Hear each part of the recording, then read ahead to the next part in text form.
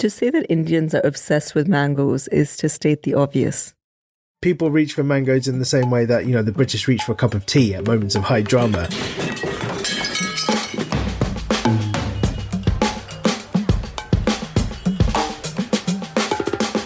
This is Bad Table Manners, a show that seeks to push the boundaries of food reporting and narrative in South Asia. I'm your host, Meher Verma. Hi, my name is Nikesh Shukla. I am a writer and eater of mangoes. This London-based author is one of the guests on this episode of Bad Table Manners, which, as you guessed, is all about India's national fruit. We will explore the many highs and even the lows of this sweet, juicy fruit, which Indians just cannot stop talking about. The hilarious comedian Hari Kondabalu said it best when he said that if Indians are not eating a mango in the summer, right out of the skin, then they're probably gathered in a circle talking about how they want to eat the mango right out of the skin. It's true, we've been discussing mangoes for as long as they've been growing on trees, and it has been described ad nauseum in literature. It's been fetishized and exalted as an object of seduction and has been lovingly devoured by the masses during the scorching Indian summer heat. Renowned Indian food historian and writer Vikram Doctor has deep knowledge about the many sides of this versatile fruit.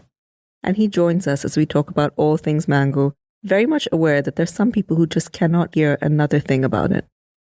It has been rightfully critiqued as a caste-blind subject or something that has emerged as synonymous with India only because of the diaspora's love for it. Mango content critics, we hear you, but please treat the mango talk in this first season of Bad Table Manners in the same way as Indians welcome it in the midst of a brutal summer, as an unexpected relief.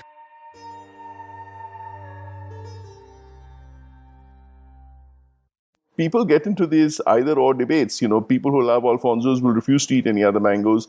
People who love certain other mangoes will refuse to eat an Alfonso. To me, this is absurd. I think one of the real tragedies about India's mango obsession is that we know so little about mangoes from other parts of the country. We're very parochial about our mangoes. And so we are in this weird... In this episode, I also had fun in the kitchen with the pastry chef Ruchi Vaish, founder of In the Know, a boutique bakery based in New Delhi. Although we were a little bit past mango season when we met, she made me a sinfully delicious mango cheesecake. Today I'm going to use my favorite mango, which is a Langra Aam. It's a variety that you get towards the end of the summer. And it's got a great flavor. It's green in color, unlike most mangoes, like fully green. It's really fat also. And it's very juicy and very sweet and very yellow. When people outside of India say that they love mangoes, it's kind of hard to take their love seriously. Here, it's almost a spiritual experience, or at least one that should not be taken lightly. Festivals are organized around the fruit, for God's sake, and a box of mangoes is the best gift you can give someone. It's also what the anthropologist Harris Solomon, who studies metabolic illnesses in Bombay, reports to be the main temptation of diabetes patients, the thing that they just cannot resist. Indeed, mango time for the doctors who treat these patients seems a bit like therapy time. Confessions of cheating are commonplace. For Nikesh Shukla, the rules of consuming this beloved fruit are quite strict. He's written tongue-in-cheek about the right way to eat a mango for The Guardian. How to eat a mango properly. 1. Hold the mango. Press it to your cheek. 2. Start squeezing it. You want to squeeze it all over till you can feel the flesh pulping under the skin. Be careful not to break the skin. It's kind of stretchy, so you'd have to have ratty nails to compromise it, but don't break the skin. 3. When you can feel the pulpy, juicy flesh swimming about under the skin, tear a small strip off the top of the mango and pour the juicy flesh into your mouth. Squeeze the flesh out from the bottom slowly like a Calippo lolly. Remember those? 4. When the skin is deflated like a 4-day-old balloon and the flesh is spent, tear it off. Hold the stone. 5. The stone is the best bit. Suck all the flesh off it. You're done. Enjoy. It's hard to find an Indian novel that does not talk about the mango. Piping hot masala chai is another one, but let's let that be. The flood is so much that recently, in an article on electric literature featuring South Asian writers who were thankfully disrupting clichés, the author began her piece by saying, "I do not want to read about mangoes." Nikesh, the author of a recently published memoir titled Brown Baby, a memoir of race, family, and home, shares some thoughts about the Indian authors writing about mangoes. He says the almost too famous writer Salman Rushdie has some advice on the topic as well. It's a funny thing because I remember hearing someone tweeting a story that they'd met Salman Rushdie at a party once and had asked him for writing advice, and he said never write about mangoes. And I thought, yeah, it's a real thing that writers from the diaspora are always pulled up on, is like they always write about mangoes, or stand-up comics have jokes about mangoes, or there's just this obsession with mangoes. And the thing that I think is, yes, while there is like a certain Western gaze, which means that those writers in the diaspora who do write about mangoes are probably more palatable for a Western audience, and those writers writing stuff that includes mango descriptions might be the ones who tend to get published in the West. But I sort of think in the West we don't really have a canon for like what it is to be a contemporary person of South Asian origin. And so write whatever you want. If you want to write about mangoes, write about mangoes. If you want to inflame the mango wars by debating whether the honey mango is better than the Alfonso mango, do it. Who cares? Like, why are we tearing down such a small canon when it's something as arbitrary as mangoes? I guess like people reach for mangoes in the same way that, the British reach for a cup of tea at moments of high drama in literature. But I guess the thing that I think also, living in the diaspora, like mangoes were a treat for us. Like they were really hard to come by. Like, and while I don't, I can't speak to the mango availability in South Asia, but so I guess specifically for me, for where I grew up at the time I was growing up in the part of the city I was growing up, like having a mango during mango season, those mango season months were precious for us because it felt like a real treat for us. And so I just hold mangoes in such high regard because they were always a thing to be shared with the whole family rather than something that felt much more everyday, whenever I go. So yeah. Rushdie may be better at giving advice than taking it. Anyway, even what has been doled out as maybe sincere literary help has been hard to follow. For authors like Nikesh, the memories of the fruit are just too powerful to ignore. My mum said that what they used to do in Aden was when the mango was eaten, they would barbecue the stone, and then the stone became really delicious after, you'd put it on a dying barbecue overnight, and then in the end it would kind of be all melty and gooey. And I never tried that, but it sounds absolutely delicious. This is sort of like one of those half-remembered things from her childhood that she told me over 10 years ago, so maybe I'm misremembering something, Ruchi has never met someone who doesn't love eating mangoes. And for her, as a pastry chef, mango season presents endless possibilities. One of the hallmarks of a great chef is to have an ingredient and know how to use it in at least 10 different ways. Like, you just have to, know how to use it. So, if I had a mango in my hand, for example, I would use it in a mango cheesecake, I would use it in a mango compote, I would make a mango ice cream with it, I would make a mango milkshake with it, I would make mango salad with it with avocados and walnuts. It's divine. And it looks so beautiful, like this bright pop of green and this yellow and rocket leaf. It's beautiful. A mango salsa is also fantastic. So I think mangoes with green chilies and onions are a shocking revelation. I really do. Then I think a mango daiquiri is yummy. Mango Pina Colada. So speaking of mango season, many will actually tell you that this period, which was traditionally a long anticipated time, is a myth. The Goa-based food historian Vikram, who hosts the Real Food podcast, tells us more. There are these things now called Salem Alfonsos. Salem is this district in southern Tamil Nadu, which, if you remember your geography lessons, has a returning monsoon, the northeast monsoon. So the logic over there is that by planting Alfonsos in Salem, you will get Alfonsos which will ripen around now, just before the northeast monsoon starts. So you will have Alfonsos, Salem Alfonsos available in this season, right in this season, when normally there wouldn't be mangoes available. And the other really bizarre example is Malawi, the Southern African country, where people have started planting, Indian entrepreneurs have started planting, again, Alfonsos. And so simply so that they can export them back to India. because Malawi is like way in the southern hemisphere. So, their summer is our winter. And so now you have these Malawi mangoes, which are available in India way out of our regular mango season, which is all rather bizarre. But I suppose it shows how obsessive we are about like mangoes. We're also quite specific about our obsession. When most Indians imagine the king of fruit, they imagine not just the mango, but the Alfonso, the king of kings. But there's plenty of debate about whether this throne is deserved.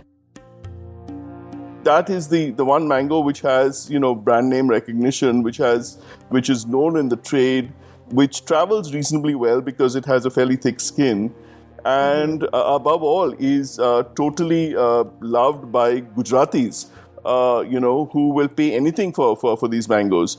I'm half a Gujarati myself, and so I'm very familiar with this Gujarati mango obsession. And in fact, the only time I've had Malawi mangoes is when a Gujarati aunt of mine sent us a box of Malawi mangoes. It was rather strange. I was curious to know Vikram's thoughts on whether he believes that it would acquire the same popularity if it was perhaps loved by another group of people, specifically a less politically powerful community. I mean, all Indian communities are obsessive about their mangoes. So, you speak to a Tamilian about a Banganapalli or a Bengali about a Himsagar, or, you speak to... so people are passionate about their mangoes.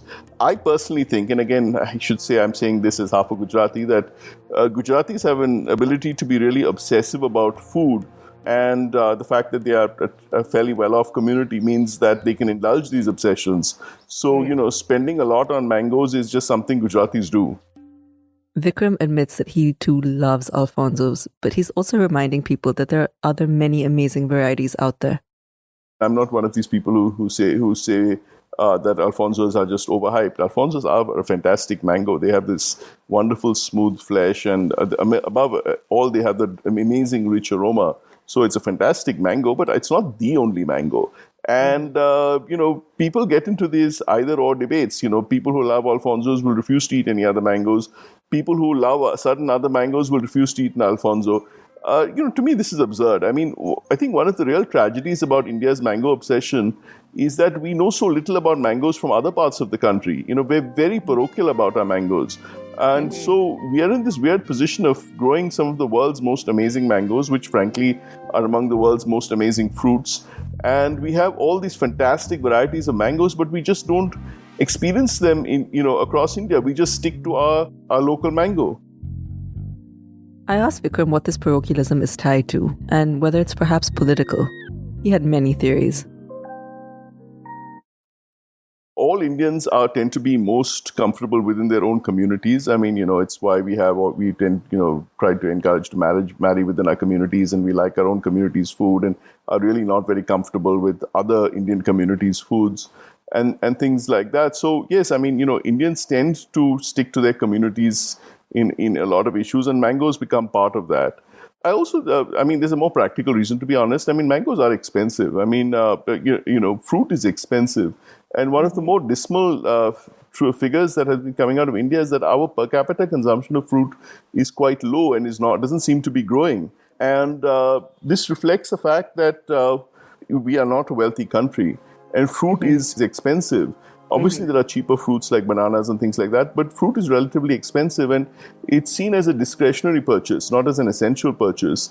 So we are simply not eating fruit, and and again, these last 2 years of the pandemic have been really bad for many people's incomes, and we have had to cut down on a lot of things. I mean, and as our incomes stall, as for other reasons inflation rises, fruit is dropping out of our diets, which is a real problem. I mean, people might make an exception for mangoes because, you eating mangoes in summer is seen as something special, so you'll do it. But if you're going to spend a lot of money, you're not going to risk getting a mango you're unfamiliar with. So people will just spend a lot, and they buy one peti of Alfonso, in summer or thing like that. But you're not going to experiment with getting mangoes from another part of India. Parochial obsessions or mango obsessions themselves are far from new. In India, they have a deep history. The Mughals loved their mangoes.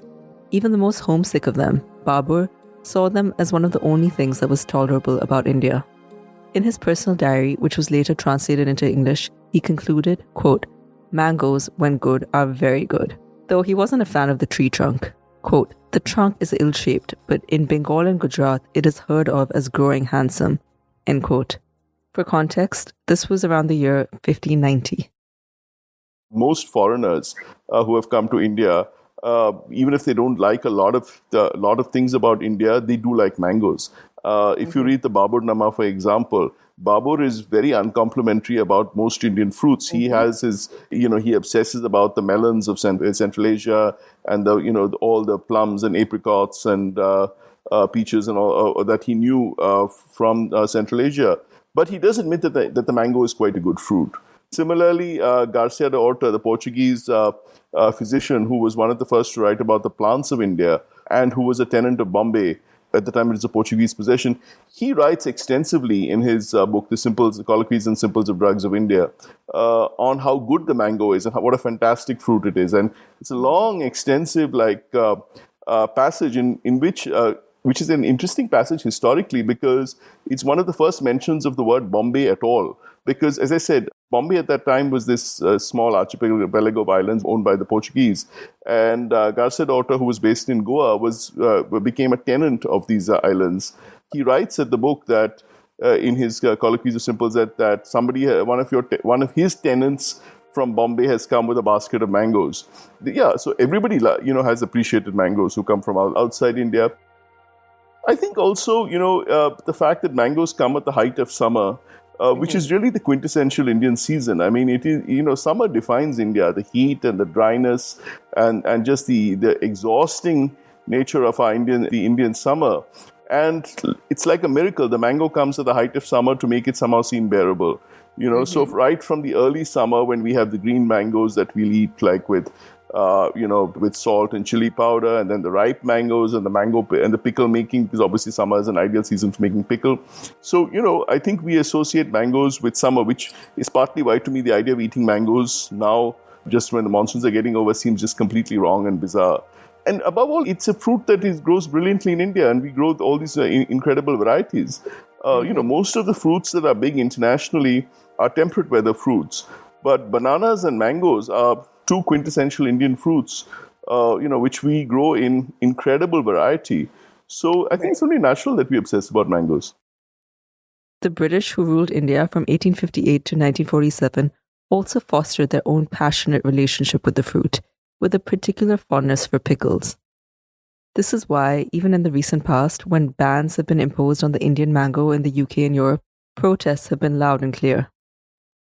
The British like mangoes a lot. I mean, again, the British, found living in India difficult, but they admitted that the mango was very good. I mean, of course, they did long for British fruits, and where possible, they introduced apples and peaches and pears and all that in the hills. But they really liked mangoes, and they took to mango pickles, for instance. I mean, like for some of the first Indian food products exported to the UK were, pickles like Major Grey's mango pickle and things like that. So this huge love of mango pickle became part of British culture.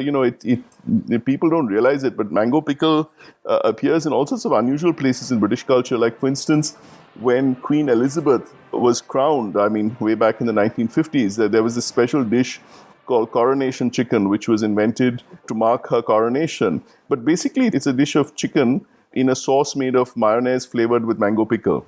So, the British really took to mangoes. I mean, they may not have had much opportunity until relatively recently to eat fresh mangoes, but they certainly took to mango pickle. And now that they can get mangoes, I mean, they're really going for them. I mean, there's this a show called The Great British Bake Off, and I was reading, which the new season has just started, and I was reading some of the commentary on it. And, so they were saying that, oh my God, like everybody seems to be using mango as a flavoring for their cakes. It's suddenly become the sort of trendy thing, As Nikesh discussed earlier, there's no lack of mango literature. And somewhat problematically, it is also seen as a fruit that lends itself easily to fetishization, a sanitized symbol of tropical erotica. There's always been a sort of erotic sort of appeal of mangoes, and the fact that it's sort of warm and fits in your hand and things like that. There are all these references to breasts like mangoes and things like that in the Indian tradition. But the mango as a symbol has been used in many ways. I mean, like For instance, in textiles, that the design called a pastry, which is used on many luxurious shawls and textiles that came from India, is based on a mango. I mean, it's a mango design. And, paisley has become one of the sort of symbols used, for luxury textiles. So the idea of mangoes as something sensuous and rich and beautiful, yes, is very much present. I mean, there was a color called Indian yellow, which was one of the standard pigments that was used by artists. And it's this very bright, vivid, lasting yellow. The shade of, actually, as it happens, certain kinds of mangoes, not all mangoes, but certain kinds of mangoes. And the story is that this pigment came from India, and it was made from the urine of cows fed with mango leaves. So, mangoes appear in all sorts of funny places, in textiles, in color, in writing, in all sorts of sensuous ways.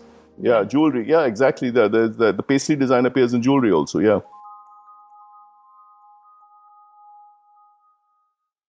What's especially problematic, maybe with the mango fetish, is perhaps a problem with all fetish.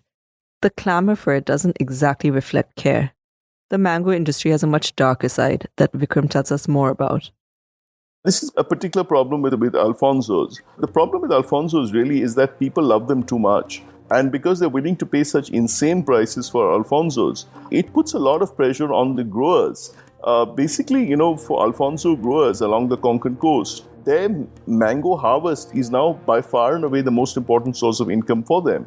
And that puts them in a very difficult position because, they have these trees which are ripening with mangoes, but so many things can go wrong. Monkeys can come, hailstorms can come. Hailstorms often happen in the run up to the monsoon, right when the mangoes are ripening. All sorts of problems can affect the mangoes, and that's literally your year's income hanging from a branch. So what they do is then there's a huge temptation to pick them early before they're fully ripened on the tree.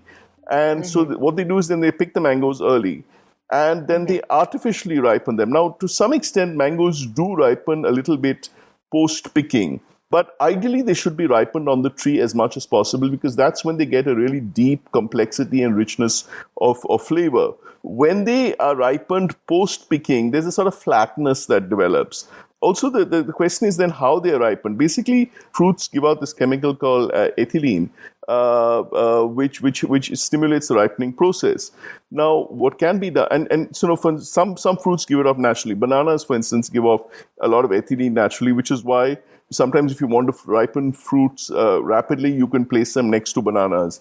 But that doesn't work well enough for these growers. So what they do is they expose them to calcium carbide, which when water is added to it, exudes this gas called acetylene, I think, which is close to ethylene and sort of mimics the effects of ethylene. And that stimulates this sort of artificial ripening. Now, there's a lot of bullshit said about calcium carbide, about it being carcinogenic. Okay, there is very little evidence that eating mangoes exposed to calcium carbide for ripening is cause cancer. Frankly, I think there is no evidence. Okay, the only evidence I found about linking calcium carbide to carcinogens is with people who were actually handling calcium carbide. Basically, so the people really at risk are the workers who are actually handling the mangoes and doing the artificial ripening, and that is a cause for concern. It's, we should not be exposing anybody to carcinogenic chemicals as much as possible. But, I see all these people, going to town about, oh my God, these calcium carbide mangoes are wrong because they're going to cause cancer, which to me is like nonsense, okay? There is a very good reason not to eat these mangoes, but it's not because they're going to give you cancer. The reason you shouldn't eat them is because they just don't taste as good as a tree-ripened mango. An artificially ripened mango, whether exposed to ethylene or acetylene from calcium carbide, has this sort of flatness of flavor, which is nothing like the proper tree-ripened mango.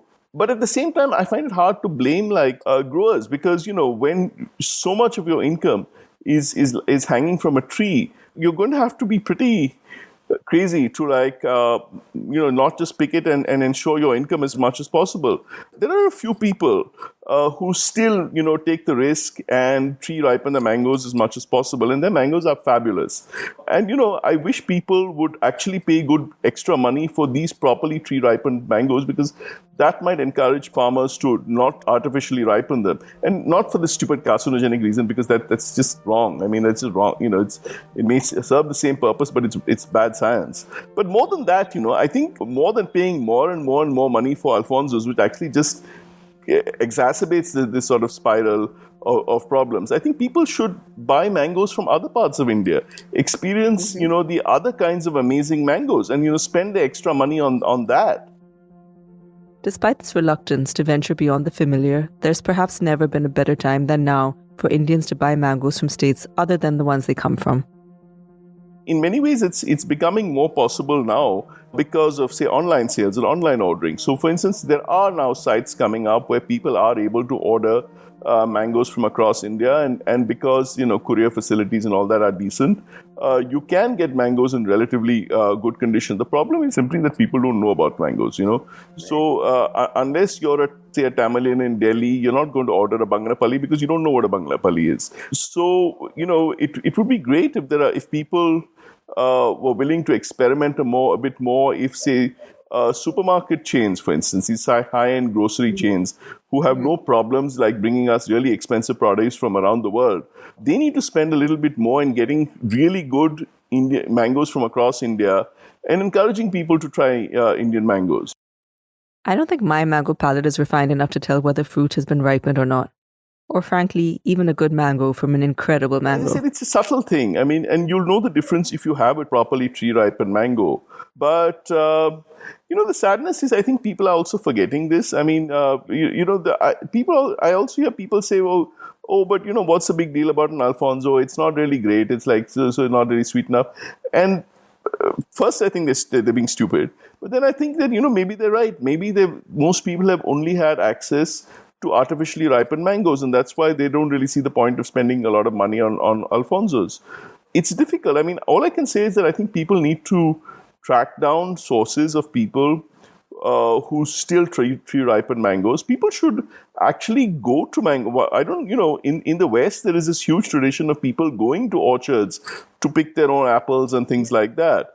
Now, it's not it's going to be that easy to pick like mangoes, because mangoes are huge trees and apples are relatively small trees.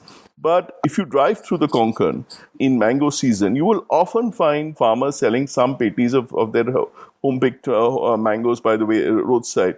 That sort of thing can be done in a more organized way, People organize mango festivals in cities. But we need to have mango festivals in rural areas and encourage people to drive to rural areas and actually experience mangoes from a mango orchard. There's also this heady rush by some to buy the first mangoes of the season. Sometimes it's a gift for the boss. Sometimes it's a romantic gesture. But no matter who you're trying to score with, Vikram advises against this. There are people now, who get Alfonso mangoes in February. And I mean, A, those are obviously artificially ripened. And B, who wants to eat a mango so early? To me, that I refuse to eat my Alfonsos before May, even though there are plenty in the market in March and April. And yes, I mean, people say climate change and it's true. I mean, climate change is affecting mangoes, and we are seeing earlier ripening and things like that happening. But this sort of pressure to eat mangoes just because they're coming into the market is just rubbish. To me, people who are paying those huge amounts for that, a fool and his money are quickly parted. That's all you can say. There's so much variety out there, and Vikram says people should experiment more than they do and embrace all the options. I just wish that people tried more Indian mangoes from different parts of India. I mean, there's this huge passion for luxury foods. People are getting luxury foods from around the world, and paying huge amounts of money. Whereas, mangoes are among the few really luxury products, food products that are actually Indian. And, we have the opportunity to eat these amazing mangoes. People in other parts of the world just don't have the opportunity to eat mangoes, like we do. And we just don't take it. I mean, so, and as I said, I understand. I mean, mangoes are expensive. I mean, and in a sense, it's a good thing that they're expensive because, we should be paying good prices for fruits if a reasonable proportion of that ends up with the growers. The problem with a lot of apples and even bananas now is that we are eating these mass-produced fruits which are just grown for the market rather than for any real taste. And with mangoes, that is not really the case, except a little bit with Alfonsos. And we still have this huge diversity of mangoes across India. We still have all these variations, and we should celebrate that. And we need to stop being so parochial about our mangoes, The craze for mangoes at any cost means that canny entrepreneurs are now marketing varieties and even concocting their own versions that are supposedly good for health. In this corrupted market, there's even apparently a mango that's good for diabetics. One thing that started happening is that in places in Saurashtra and Kutch, they've started planting this variety of mango called Tommy Atkins and marketing it as a low-sugar mango for diabetics. To me, this is a level of insanity that is hard to explain, because Tommy Atkins is a completely crap mango which was developed in the US, and it's the mango that Indians in the US love to hate. I mean, because when they were in the US, it's like almost a mockery. The only mango they could find was Tommy Atkins because it grows in Florida and places like that. But to them, it's like a mockery of mangoes. It's just a terrible, terrible, sad version of all the wonders of what a mango can be in India. And many of them just had to deal with it because that was the only mango available until recently, to some extent, mango exports have started. And now there are people who are actually planting this ridiculous American mango in India, the home of mangoes, and simply for the fact that to allow diabetics to eat mangoes. I mean, to me, that's insane. I sympathize with people who are diabetic and who want to eat mangoes, but I would, then rather just, maintain my health and, have just maybe one mango at very, very long intervals, rather than having this sort of crap mango called Tommy Atkins. If all of this talk about mangoes hasn't made your mouth water yet, maybe it will soon as we end this episode in the kitchen with Ruchi, who baked me a delightful cheesecake. It had sugar, vanilla, fresh lemon juice and sour cream, and of course, a mango. What I like to do with this mango cheesecake is that besides of putting mango slices on top of the cheesecake once it's done, I also do like a full mango cube and put it inside the cheesecake. So I bake the mangoes inside the cheesecake and then I put fresh mangoes on top. So it's got a real serious mango punch. If you're counting calories or worried about the fat in this cake, you're probably not her client, or to be real, even her friend. But if you insist, she has advice for you. Give up everything else to make room for the mango. Do anything for the mango.